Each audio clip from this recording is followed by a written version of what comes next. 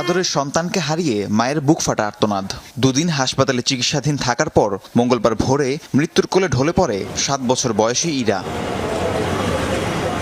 রোববার Sitakunda eco park থেকে শ্বাসনালী কাটা অবস্থায় ইরাকে জীবিত উদ্ধারের পর প্রথমে উপজেলা স্বাস্থ্য কমপ্লেক্সে এবং পরে ভর্তি করা হয় চট্টগ্রাম মেডিকেলে। 2 দফা কণ্ঠনালীতে অস্ত্রোপচার হলেও শেষ রক্ষা হয়নি। নিষ্পাপ শিশুটিকে হত্যায় জড়িতদের বিচারের দাবি জানান স্বজনরা। যখন আমরা সেই রিকাইতে উঠি তখন কল আসে দেখি ওর অবস্থা বেশি খারাপ, তোমরা দোয়া করো, ওকে আমরা আইসিইউতে নিয়ে যাচ্ছি।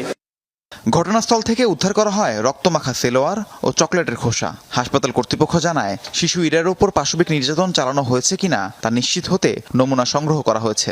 ডিএনএ টেস্ট আসা পর্যন্ত আমরা একটু অপেক্ষা করি। ডিএনএ টেস্ট আসলে আমরা কনফার্ম বলতে পারবো। এটা আসলে র্যাপের সাথে আমরা কনফার্ম করার জন্য যেটা প্রাইভেট পার্ক থেকে সোয়াব নেওয়া হয় ডিএনএ টেস্ট করার জন্য। এই ঘটনায় অভিযুক্ত একমাত্র আসামি বাবু শেখকে দুপুরে গ্রেফতার করে পুলিশ।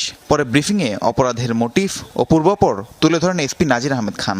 মনির হোসেন এবং এই অভিযুক্ত বাবু শেখ পাশাপাশি বাড়িতে বসবাস করেন এবং তাদের সাথে দীর্ঘদিন ধরে পারিবারিকভাবে বিরোধ চলছিল, মাঝে মাঝে ঝগড়া হতো এবং এক পর্যায়ে এই বাবু শেখ এই বিরোধের জের হিসেবে তার মেয়েকে মেরে ফেলার পরিকল্পনা গ্রহণ করে। এদিকে ব্রিফ শেষে নিহত ইরার বাবা মাকে পুলিশ হেফাজতে বাড়ি পৌঁছে দেওয়ার সময় গাড়িতে আসামি আছে ভেবে পুলিশের গাড়ি ভাঙচুর করে উত্তেজিত জনতা।